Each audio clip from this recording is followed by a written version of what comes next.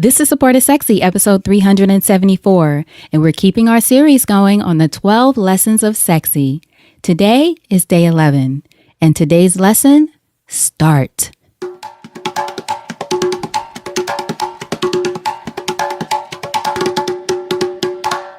Welcome to Support is Sexy. I'm your host, Elayne Fluker, entrepreneur, author, and founder of Chic Rebellion Media.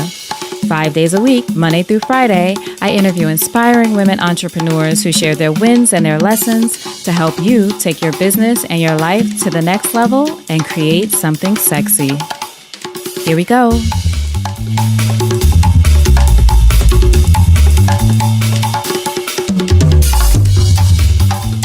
Hi, everyone. Welcome to a new episode of Support is Sexy. I'm so happy to have you here. It just would not be the same without you. And today we're continuing our series with the 12 lessons of sexy. And this is day 11. Can you believe it? We're at day 11. And today's lesson, as I said in the intro, very simple, start. However, it's not that simple to do, or at least we don't always think it's that simple. But today I want you to think about starting. It's time to get started. Now is the time. You cannot wait until you have everything figured out before you start. That day to start is today. And look, if you're listening to this in real time, we're going into the end of the year, the start of the new year. It's time for you to get started on whatever you've been thinking about forever. Don't go into 2018 and flow into 2019 still thinking about maybe you'll get started. You're going to get started when? Now is the time. My favorite quote from Arthur Ashe is, quote, start where you are, use what you have, do what you can, unquote. And what I want you to do is start without knowing the outcome. Start without being tied to the results. Start without expectations of how it's going to work out. Start without knowing the how at all. We always talk about that, right? Let go of the how because you don't know how it's going to work out. You just know you start today, put one foot in front of the other, figure it out. Just start and don't wait for permission to start. You don't have to wait until someone else gives you the go ahead. You can start today. Waiting does nothing but prolong the possibility.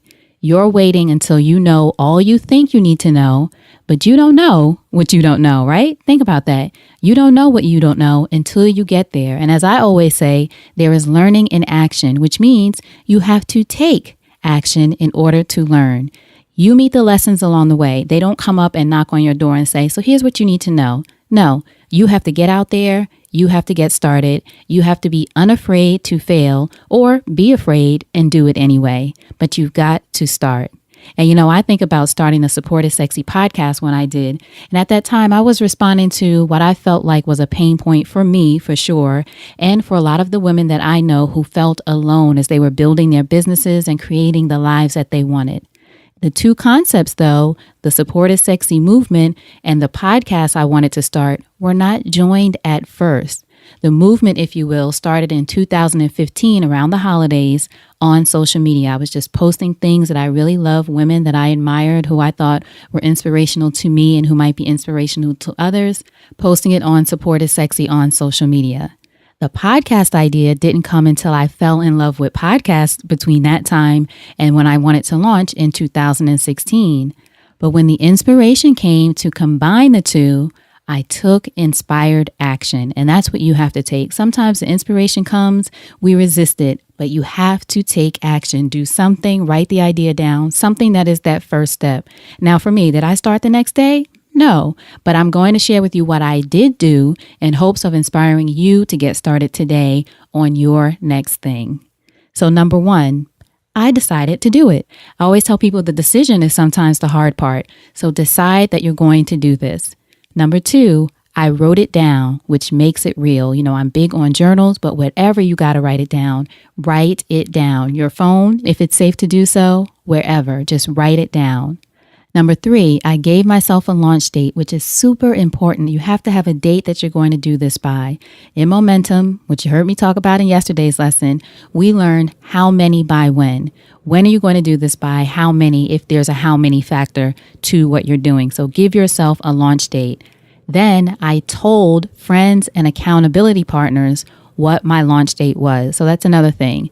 You have it, you know it, you write it down what your launch date for whatever you're doing is going to be. But then you need to share it with some trusted people in your circle. So when that date gets close or that date comes, they can ask you, how's it going? Where are you? What's your progress? Share it with people you trust in your circle who are going to hold you accountable. Number 5, I did some research and I joined a community that could support me. Now, for me, that research was to watch John Lee Dumas's free podcast launch videos, which I still highly recommend to everyone. And I also joined his podcaster community because support. Of course, you got to have support, right? John Lee Dumas is host of Entrepreneur on Fire podcast, which I listen to every day because he does an episode every single day. It's one of the first early podcasts that I began listening to. He had a course about launching podcasts, free videos, and he had this incredible community called Podcasters Paradise. So I got involved and dove into those two things just to get me started. Number 6, I got the equipment and the tools that I needed.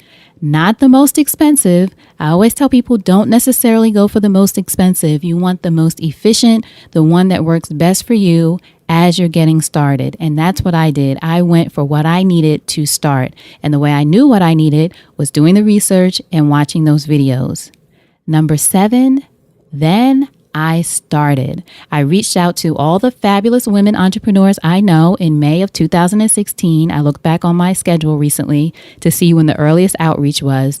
May of 2016. And I will say, I am so blessed to know diverse, powerful, inspirational women who are making their own dent in the universe, doing their businesses in so many different ways at all different stages of business, which was important for me to include on the podcast. So there's women who are in the pitch stages of their business, to women who own several businesses, to women who run multi-million-dollar companies. I reached out to all of them and I told them what my intention was. Now, did I have all the answers? Again, did I know all the how of how it was going to work out? No, but I did have a good reputation and most of them said yes, for which I'm still so grateful to all the women who said yes. And then I started. I recorded as many interviews as I could because my goal, a point of differentiation for the podcast when I started, I didn't want to do what John Lee Dumas does and do it 7 days a week because the weekends, I just wanted my weekends to have my mind free, even if I wasn't recording.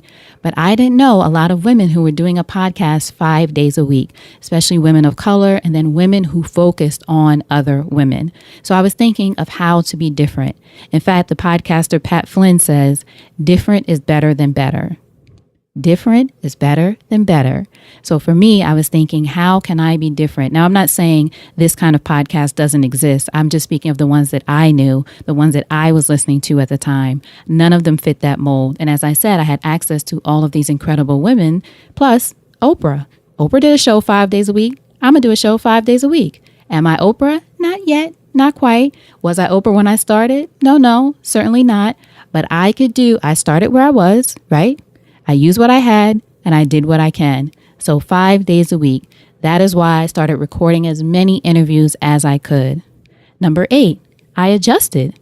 I was working toward my launch date of September 1st, 2016 at the time.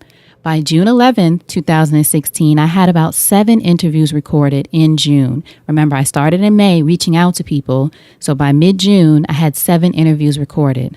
Now, out of those 7 interviews, 5 of the women I interviewed cried during the interview because they were so moved during our conversation. And of course, not because I said anything awful or mean, I would never.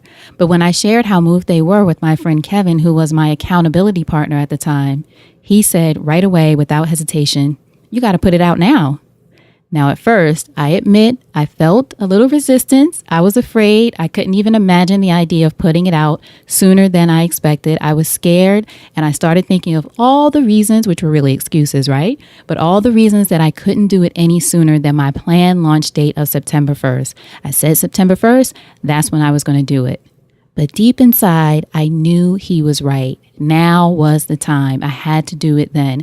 Would it have been fine if I had done it later? Probably, sure. But in the moment, again, inspired action. You're onto something here. You got to put it out now.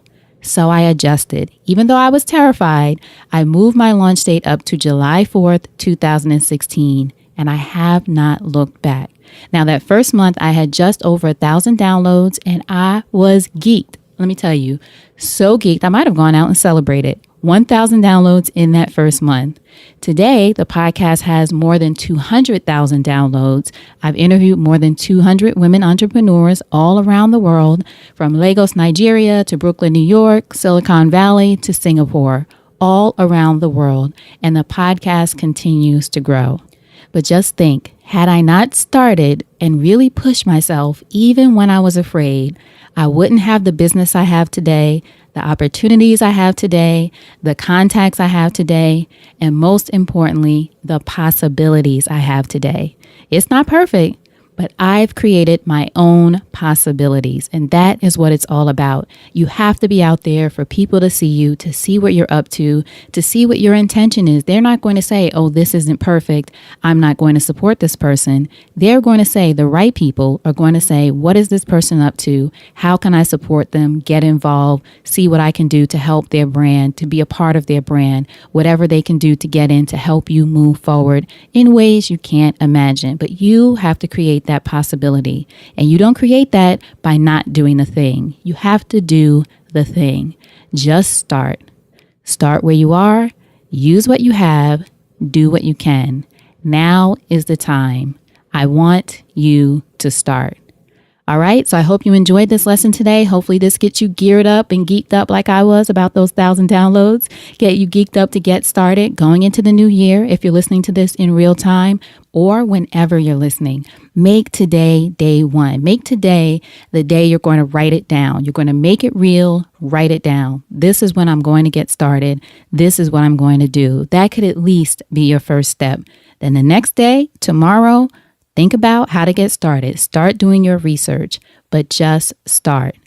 Now, before you go, I do want to share with you some of the audiobooks that I love that have not only honestly helped me get started, they have helped me keep going. And all of them are available on Audible. I'm going to give you just a few from my library because I have so many books in the library here. I just order them, keep them there, listen to them as I go along. One of those books was Lisa Nichols, whom you know I love, Abundance Now. Another book, Gabrielle Bernstein, which I read recently or listened to recently, The Universe Has Your Back. Super good. I highly recommend it. And then the book that I buy most for people and that I listen to most often again and again, Stephen Pressfield, The War of Art. And I will tell you, Lisa and Stephen's books are actually two that I have the actual physical book. Sometimes the authors give even more insight in their audio versions, which would probably be what I do because I always go off on tangents. I love it. I like to add things in the moment if I were reading my book, or I'll say, when I read my book, I'm sure I will do that. So it makes the audiobooks so worth it. So if you love audiobooks, I want you to go to freesupportedsexybook.com to sign up for a free 30-day trial with Audible. Plus, you'll get a free audiobook to get you started. In addition to the titles I mentioned, you'll have access to more than 180,000 titles for free for 30 days, and you'll get your free download. Again, go to freesupportedsexybook.com. All right, I appreciate you being here. You know, it would not be the same without you. What I want you to make sure you do wherever you're listening is subscribe to the podcast so you don't miss a thing. Want to be here for you. You heard me say 5 days a week. I'm doing my Oprah thing, so you cannot miss it. 5 days a week, here for you. Subscribe so you don't miss a thing. I really, truly appreciate you. And now, until next time, I want you to remember, first, start. Second, you deserve support. And I'll talk to you soon. Take care.